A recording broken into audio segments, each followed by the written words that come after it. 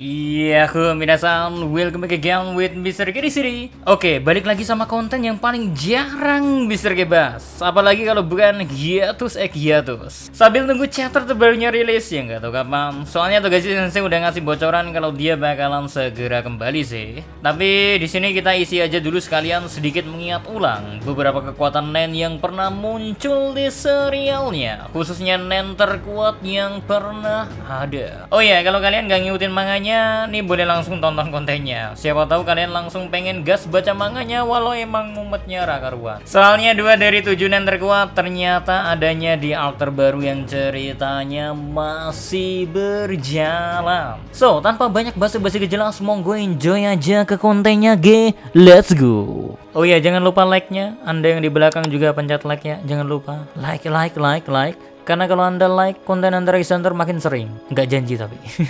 Number 1, Wish Granting. Nen milik Nanika ini harusnya udah gak perlu diraguin lagi menjadi yang terkuat sejauh yang pernah kita lihat di serial Hunter x Hunter. Bayangin aja ya, luka yang diterima Gon setelah mendapatkan kekuatan yang tak normal bisa langsung disembuhkan tanpa perlu adanya pengorbanan. Walau memang sebenarnya Nanika atau Aluka akan meminta 3 hal terlebih dahulu sebelum akhirnya dia mengabulkan keinginan seorang. Tapi kalau cuman ini doang yang dianggap sebagai harga yang harus dibayar untuk mendapatkan kekuatan sebesar itu, kayaknya Killua sudah mendapatkan jawabannya, yaitu dengan cara memerintah. Ya, meski Killua sendiri gak mau mengeksploitasi kekuatan dari Nanika ini, tapi Killua menjadi orang pertama yang membuktikannya kalau dia menyuruh Nanika melakukan sesuatu, maka dia gak harus menanggung konsekuensi apa-apa, seperti yang dikhawatirkan oleh keluarga Zoldyck. Gila sih Killua sih gamblingnya. Number 2, Counteractive. Kemampuan Nen milik Prince Camilla ini bisa dibilang menjadi salah satu yang unik di samping sangat overpower pula. Bayangin Re, kemampuan Nen Counteractive-nya ya bisa membuat orang yang sudah mati kembali hidup. Ya, kalian nggak salah dengar, dengan kemampuan Nen ini bisa bikin orang mati hidup kembali.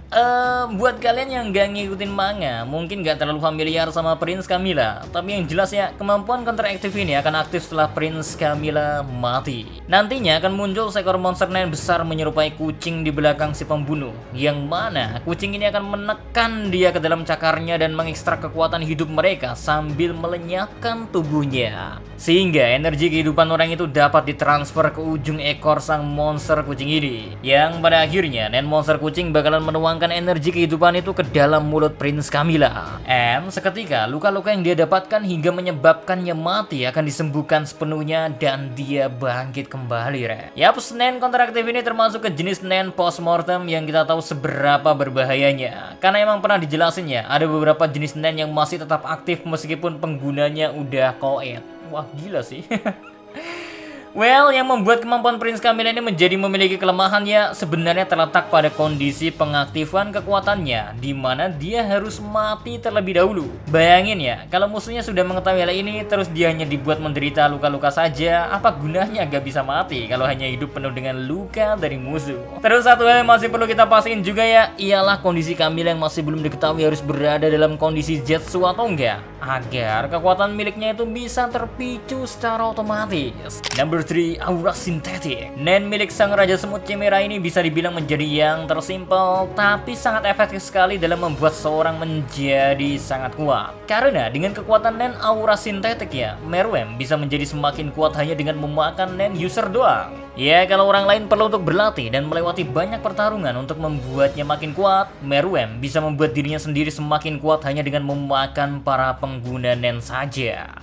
Itu sebabnya mengapa perkembangan kekuatan dari sang Raja Semut Chimera itu begitu cepat, sehingga Hunter sekuat Netero aja yang memiliki pengalaman bertarung sangat banyak dipaksa untuk mengorbankan dirinya sendiri sebagai senjata terakhir yang bisa memastikan kalau sang Raja Semut berhasil dikalahin. The 100 Tight Guayin Bodhisattva. Nen milik mantan ketua Netero ini gak perlu lagi diraguin kekuatannya Re, karena dengan memunculkan manifestasi dari Bodhisattva, Guayin ya menyerupai patung dengan banyak tangan, ketua Nether yang sejak dulu berlatih dan berhasil menyempurnakan gerakan berduanya ke dalam gerakan yang sangat efektif dalam waktu yang sangat singkat. Kekuatan Nen ini membantunya untuk melakukan pukulan yang terlihat sangat indah dan lambat, tapi pada kenyataannya, telapak tangan besar akan tiba-tiba saja seperti sudah ada di hadapan musuh dalam hitungan kurang dari 1 detik. Pito saja yang kita tahu memiliki refleks sangat baik, dia hampir diterbangkan sangat amat jauh dari kastil. Seandainya nggak menemukan cara untuk bertahan setelah menerima serangan dari ketua Netero, ya pukulan milik mantan ketua Netero ini seakan menghipnotis musuhnya. Bahkan sang Raja Semut Chimera dibuat kesulitan waktu bertarung dengan ketua Netero. Meski pada akhirnya karena kemampuan Meruem dalam beradaptasi begitu cepat, akhirnya serangan yang pada awalnya membuat Meruem terkejutnya sudah dianggap menjadi serangan biasa lagi bagi Meruem. Sejauh ini ada 4 jenis serangan yang kita tahu dari Nen the 100 type Guayin Bodhisattva. Pertama ya, the Freeze Hand, the Second Hand, terus the 99 Hand, terakhir the Zero Hand yang kita tahu sebagai serangan aura yang sangat strong. Lanjut, Parallel Future. Nen milik pangeran keempat kaki ini ya bisa dibilang salah satu Nen paling ruwet rek. Tapi emang nggak bisa dipungkiri ya, jadi salah satu yang terkuat dibanding kekuatan Nen manapun. Bayangin aja ya, kekuatan Nen Parallel Future miliknya ya ngebuat dia memiliki pandangan akan 10 detik ke depan lebih cepat dari siapapun. Terus dalam 10 detik itu juga dia jadi satu-satunya orang yang bisa ngelakuin apapun di masa itu. Sehingga seandainya dia mencoba merubah sesuatu dalam jangka waktu 10 detik, sang lawan gak bakalan ngeh sama perubahan yang coba dilakuin di masa depan tersebut.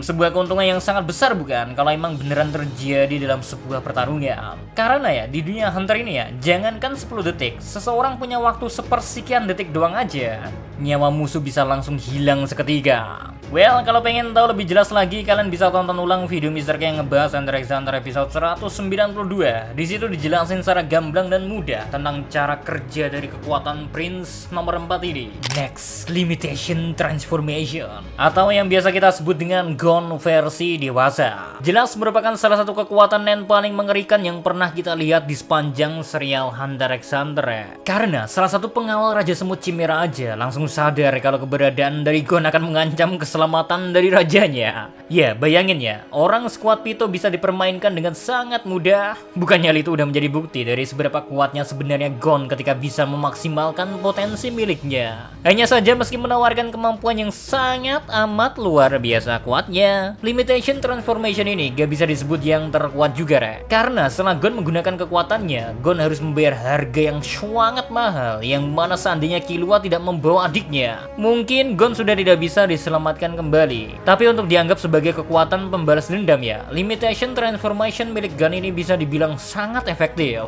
Karena meski nantinya ada suatu harga besar yang harus dibayar, tapi setidaknya Gon mampu membalas dendam yang sudah tak tertahan. Endless Terpsichore.